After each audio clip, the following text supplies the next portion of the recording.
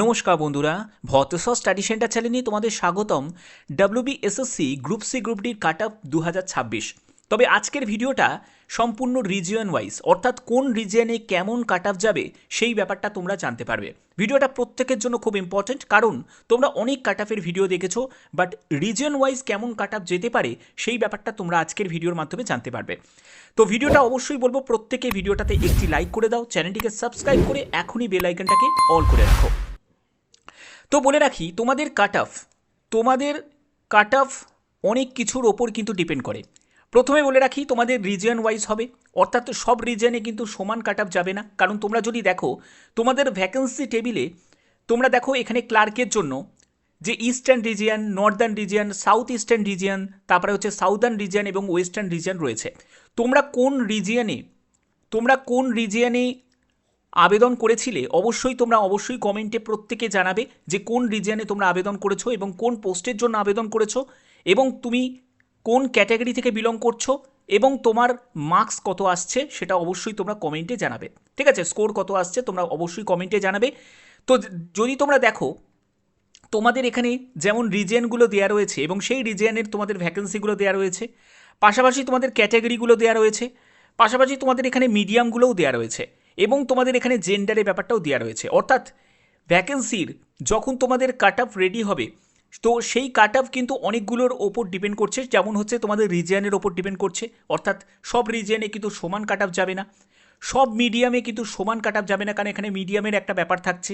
Bengali medium আছে, Urdu medium আছে, Hindi medium আছে, ইংলিশ মিডিয়াম, বিভিন্ন মিডিয়াম কিন্তু রয়েছে। ওকে, এরপরে হচ্ছে জেন্ডারের ব্যাপারটা রয়েছে, অর্থাৎ মেলদের কাট অফ আলাদা, ফিমেলদের কাট অফ কিন্তু আলাদা হবে। তারপরে কাস্টের ব্যাপারটা রয়েছে, যারা রিজার্ভেশন ক্যান্ডিডেট আছো, যারা SC ST OBC, ঠিক আছে, তাদের দেখবে কাট অফ কিন্তু জেনারেলের তুলনায় অনেক কম যায়। তারপরে এবার রিজার্ভেশন ক্যাটাগরির মধ্যেও বিভিন্ন রকম ভাগ রয়েছে, তাদের কাট অফ আলাদা আলাদাভাবে যাবে। আমি সম্পূর্ণ ডিটেলসে বলবো কোথায় কেমন কাট অফ যেতে পারে, এই ব্যাপারে প্রত্যেকটা ইনফরমেশন তোমরা আজকের ভিডিওর মাধ্যমে পেয়ে যাবে। ভ্যাকেন্সি টেবিলে যদি ভালো করে লক্ষ্য করো, তোমাদের পাশাপাশি দেখো তোমাদের গ্রুপ ডির জন্য দেখো, এখানে তোমরা যদি দেখো যে তোমাদের গ্রুপ ডির ভ্যাকেন্সি, গ্রুপ ডির টোটাল ভ্যাকেন্সি হচ্ছে 5489, যেখানে তোমাদের ইস্টার্ন রিজিয়নে আছে হচ্ছে 995টি, তারপরে নর্দার্ন রিজিয়নে 1607টি, সাউথ ইস্টার্ন রিজিয়নে 534টি, সাউদার্ন রিজিয়নে 680টি এবং ওয়েস্টার্ন রিজিয়নে 1673টি। তো এখানে দেখো, তোমরা যদি দেখো এখানে reason wise, post wise, medium wise, gender wise, ঠিক আছে, সোশ্যাল ক্যাটাগরি ওয়াইজ কিন্তু তোমাদের যে কাট অফ রেডি হবে। অর্থাৎ অনেকগুলো ফ্যাক্টরের ওপর ডিপেন্ড করছে, আমি যা তোমাদের বললাম সেগুলোর ওপর ডিপেন্ড করছে তোমাদের কাট অফ।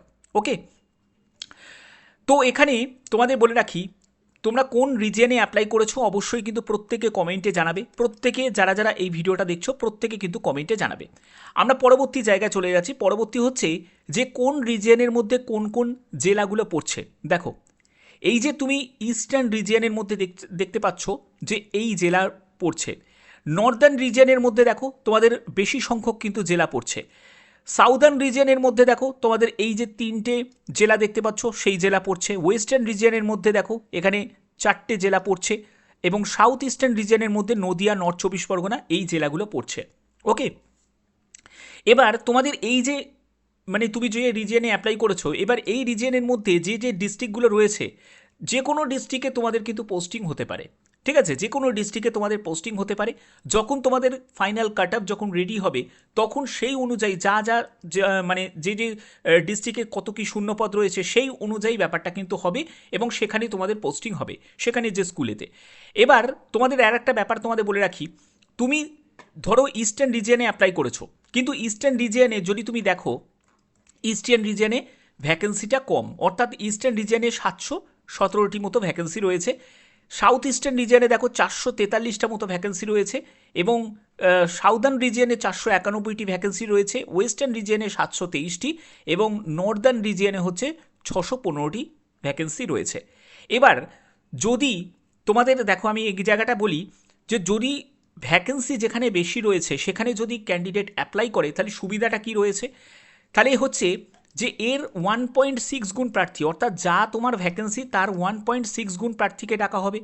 অর্থাৎ তার জন্য কি হবে, ভ্যাকেন্সির যা থাকবে তার যদি 1.6 গুণ প্রার্থীকে ডাকা হয় তাহলে বেশি সংখ্যক ক্যান্ডিডেট সুযোগ পাচ্ছে।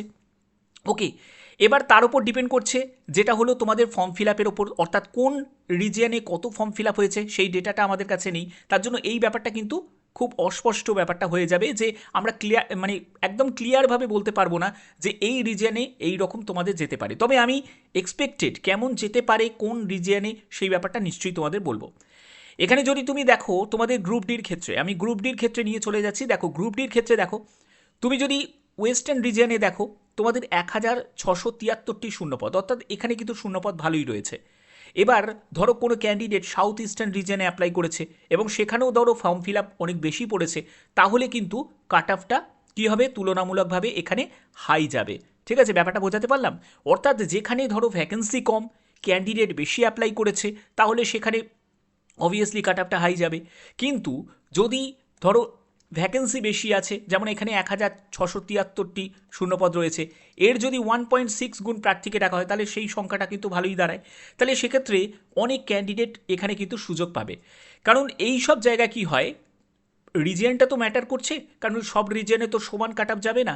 তো অনেকগুলো ফ্যাক্টর কিন্তু তোমাদের এই মানে যে ব্যাপারে কিন্তু নির্ভর করে। ঠিক আছে, তো যাই হোক, আমরা এই জায়গাটা থেকে বুঝতে পারলাম যে কোন রিজিয়ন এবং কোন কোন জেলাগুলো কোন রিজিয়নের মধ্যে পড়ছে।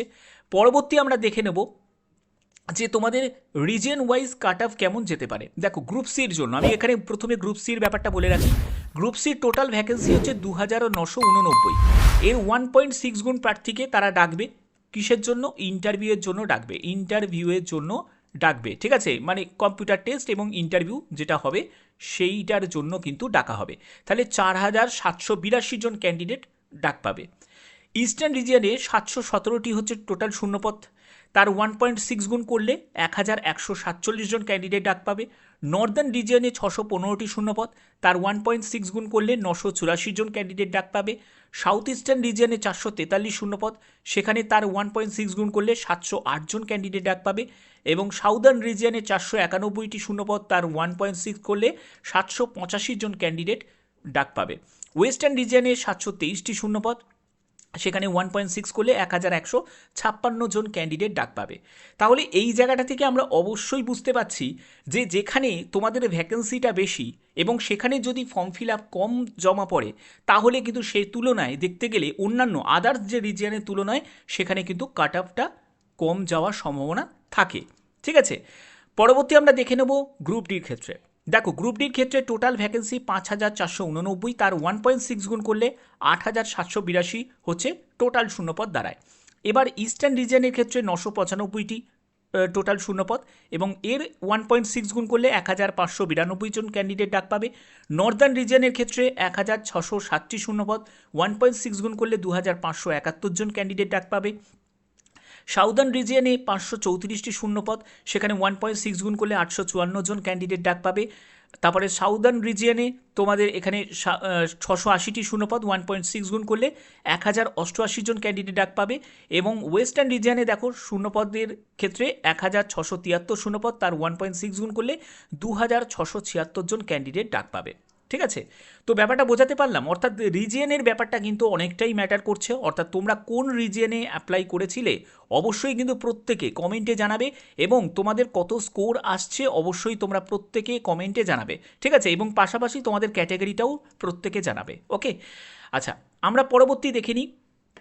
পরবর্তী দেখো এই যে তোমাদের এই যে রিজিয়নের ব্যাপারটা তোমাদের কাছে ক্লিয়ার করলাম যে এই রিজিয়নের ক্ষেত্রে অর্থাৎ তুমি যে রিজিয়নে অ্যাপ্লাই করেছো সেখানে যদি ফর্ম ফিল আপ কম জমা পড়ে এবং তার উপরে কিন্তু ডিপেন্ড করছে তোমাদের কাট অফটা কেমন যাবে। ঠিক আছে, অনেকগুলো ফ্যাক্টর কিন্তু কাজ করে। আমি তোমাদের অলরেডি বললাম যে রিজিয়নের ওপর যেমন ডিপেন্ড করছে, মিডিয়ামের ওপর ডিপেন্ড করছে, তারপরে জেন্ডারের ওপর ডিপেন্ড করছে মেল না ফিমেল, তারপরে কাস্টের ওপর ডিপেন্ড করছে। ওকে, তো কেমন কাট অফ যাবে আমি কাট অফের ব্যাপারটা বলে রাখি যে তোমাদের প্রথমে আমি বলি যে গ্রুপ সির ক্ষেত্রে কেমন কাট অফ যাবে। আমি গ্রুপ সির কাট অফটা প্রথমে আগে বলছি। দেখো তুমি যারা পরবর্তী যে টেস্ট মানে কম্পিউটার টেস্ট আর ইন্টারভিউয়ের জন্য কারা ডাক পাবে, এই কাট অফ কেমন যাবে সেই ব্যাপারটা বলে রাখি। তো দেখো তুমি যে রিজিয়নেই অ্যাপ্লাই করো না কেন, তোমার যদি স্কোর 55 +- 2 করতে পারো, অর্থাৎ 55 সঙ্গে তুমি যদি মানে 2 বাড়তেও পারে, আবার 2 কমতেও পারে। তো 55 প্লাস মাইনাস 2 যদি করে দাও, তোমার যদি এই স্কোর থাকে, তুমি যদি একজন জেনারেল প্রার্থী হয়ে থাকো, তাহলে কিন্তু সম্ভাবনা রয়েছে ডাক পাওয়ার। তারপরে ওবিসি এ ক্যাটাগরি থেকে, ঠিক আছে, ওবিসি এ ক্যাটাগরি থেকে তোমার যদি 53 plus minus 2, OBC B category থেকে তোমার যদি 54 প্লাস মাইনাস 2 যদি এটা আসে, অবশ্যই কিন্তু এটা আমি মানে অল রিজিয়ন মিলিয়ে আমি তোমাদের বলছি, যে কোনো রিজিয়ন হোক না কেন, এই যদি তোমার স্কোর থাকে তাহলে কিন্তু তুমি একটা নিশ্চিতভাবে ধরে রাখতে পারো। এরপরে হচ্ছে এসসি ক্যান্ডিডেট যদি হয়ে থাকো, তোমাদের যদি 52 প্লাস মাইনাস 2 আসে। তারপরে তুমি যদি একজন এসটি ক্যান্ডিডেট হয়ে থাকো 49 প্লাস মাইনাস 2।